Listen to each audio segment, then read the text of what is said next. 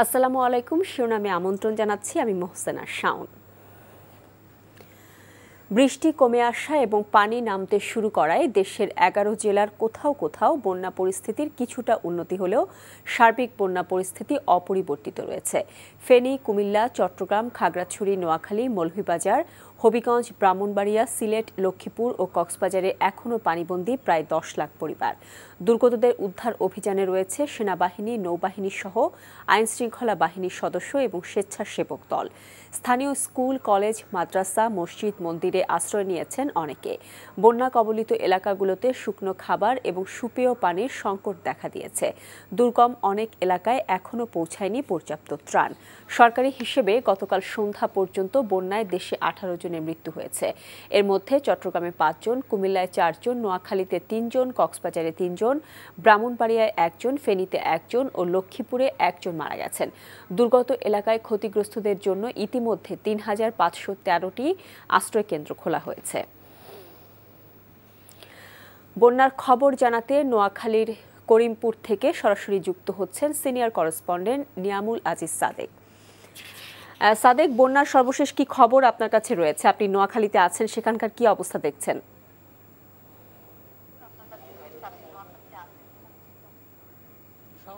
নোয়াখালীর যে জায়গাগুলোতে আছে, যেটি বন্যা পীড়িত, এমনই একটা জায়গায় আছে। এটির নাম হচ্ছে করিমপুর, গণিপুর এবং নরোত্তমপুর। এই 3টি জায়গায় কিন্তু ভেতরে যে মানুষগুলো আটকে পড়ে আছে, তারা কিন্তু আশ্রয়কেন্দ্রে যাচ্ছে না, যে কারণে তাদেরকে সহায়তা করা হচ্ছে না বলে আমাদের কাছে অভিযোগ করছেন যারা স্বেচ্ছাসেবী রয়েছেন। আর একই জায়গায় বারবার ত্রাণ দেওয়া হচ্ছে, যে জায়গাগুলো খুব কাছে আছে, যেখানে যাওয়াটা সহজ। কারণ সবচেয়ে বড় সমস্যা হচ্ছে এখানে ছোট ছোট ডিঙ্গি নৌকাগুলো পাওয়া যাচ্ছে না। অন্যান্য জায়গা থেকে এখানে যেহেতু ইঞ্জিন চালিত নৌকা চালানোর মতো অবস্থা নেই, পানির নাব্যতা অনেক কম, এখানে পানি দিয়ে যাওয়ার মতো অবস্থা কম, সে কারণে স্বেচ্ছাসেবীরাও খুব বেশি নজর দিচ্ছেন না বলে আমাদেরকে জানিয়েছেন। এখানে পানির সংকট রয়েছে, সেই পানির সংকটটি, বিশুদ্ধ পানির সংকটটা কিছুটা ট্যাবলেট দিয়ে মেটানোর চেষ্টা চলছে, তবে সেই পানি পর্যাপ্ত নয়। ভেতরে যে মানুষগুলো আটকে পড়ে আছেন, তারা আসলে খুব বেশি পানি নেই দেখে সেই জায়গাগুলোতেই আছেন। তাদেরকে দ্রুত ত্রাণ সহায়তা দেওয়ার জন্য তারা অনুরোধ করেছেন। এখন পর্যন্ত অনেকগুলো পরিবার ত্রাণ পাননি বলে আমাদেরকে অভিযোগ করেছেন। এর বাইরে চৌমুহনী, অন্যান্য যে জায়গাগুলো আছে, সেগুলোতেও কিন্তু আমরা দেখেছি পানির আগের অবস্থা থেকে অপরিবর্তিত আছে, খুব বেশি কমেনি গতকালকে বৃষ্টি হওয়ার কারণে। এ ছিল আসলে নোয়াখালীর সার্বিক পরিস্থিতি। এখন পর্যন্ত খুব বেশি উন্নতির লক্ষণ নেই। জানছিলাম বন্যার খবর। রাঙামাটির কাপ্তাই হ্রদের পানি বৃদ্ধির হার অব্যাহত থাকায় এবং পরবর্তী অনাকাঙ্ক্ষিত পরিস্থিতি এড়াতে স্পিলওয়ের 16টি গেট 6 ইঞ্চি করে খুলে দেওয়া হয়েছে। কাপ্তাই পানি উন্নয়ন বোর্ডের ব্যবস্থাপক এটিএম আব্দুল জাহের বিষয়টি নিশ্চিত করেছেন। তিনি জানান, গতরাতে গেট খোলার কথা থাকলেও পরবর্তীতে খোলা হয়নি। তবে পানির লেভেল বিপদসীমার ওপরে চলে যাওয়ায় সকালে গেট খুলে দেওয়া হয়, যা থেকে প্রতি সেকেন্ডে 9000 কিউসেক পানি নিষ্কাশন হবে। পরবর্তীতে পরিস্থিতি বিবেচনায় গেট খোলার পরিমাণ বাড়ানো হতে পারে বলেও জানিয়েছে পানি উন্নয়ন বোর্ড। বস্ত্র ও পাট মন্ত্রণালয়ের সাবেক মন্ত্রী এবং গাজী গ্রুপের চেয়ারম্যান গোলাম দস্তগীর গাজীকে গ্রেফতার করেছে পুলিশ। রাজধানীর শান্তিনগরের বাসা থেকে শনিবার গভীর রাতে তাকে গ্রেফতার করা হয়। তবে কোন মামলায় তাকে গ্রেফতার করা হয়েছে তা এখনও নিশ্চিত করা যায়নি। গণ অভ্যুত্থানে সন্ত্রাসীদের গুলিতে স্কুল ছাত্র রোমান মিয়া নিহতের ঘটনায় গত বুধবার নারায়ণগঞ্জের রূপগঞ্জ থানায় শেখ হাসিনা ও গোলাম দস্তগীর গাজী সহ 105 জনের নামে হত্যা মামলা করেন রোমানের খালা রিনা। মামলার বাদী জানান, 5 আগস্ট শেখ হাসিনার পতনের খবরে আনন্দ মিছিলে আওয়ামী লীগ নেতাকর্মীরা ছাত্র জনতার উপর হামলা চালায়। এ সময় সন্ত্রাসীদের গুলিতে নিহত হয় রোমান। জনপ্রিয় মেসেজিং অ্যাপ টেলিগ্রামের প্রধান নির্বাহী কর্মকর্তা পাভেল দুরভকে গ্রেফতার করা হয়েছে।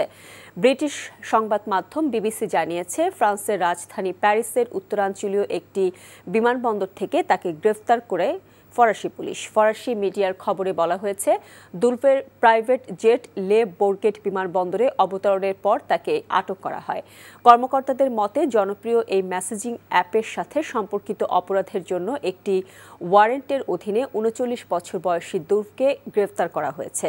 প্রসঙ্গত, টেলিগ্রাম অ্যাপটি রাশিয়া, ইউক্রেন এবং সাবেক সোভিয়েত ইউনিয়নভুক্ত দেশগুলোতে বিশেষভাবে জনপ্রিয়। অবশ্য ব্যবহারকারীর ডেটা হস্তান্তর করতে অস্বীকার করার পরে 2018 সালে রাশিয়ায় অ্যাপটি নিষিদ্ধ করা হয়েছিল, কিন্তু 2021 সালে সেই নিষেধাজ্ঞা প্রত্যাহার করা হয়।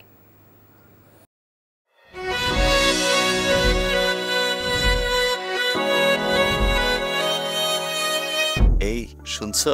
উঠো না। আমি বলবো হ্যাঁ একটু ঘুমাই। তোর বাইরে লেগে এক কাপ চা বানাই দে। ভাইয়া চাই কি চিনি বেশি দিব নাকি কম? 2 চামচ লবণ দিয়ে দে। চোখে চেয়ে হাত ছুঁয়ে আছে সাজানো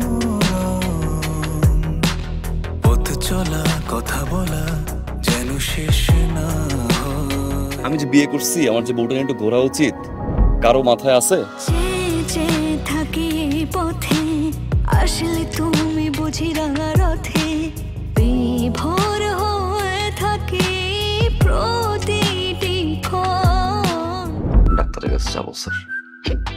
আমার একটু নিয়ে চলেন না।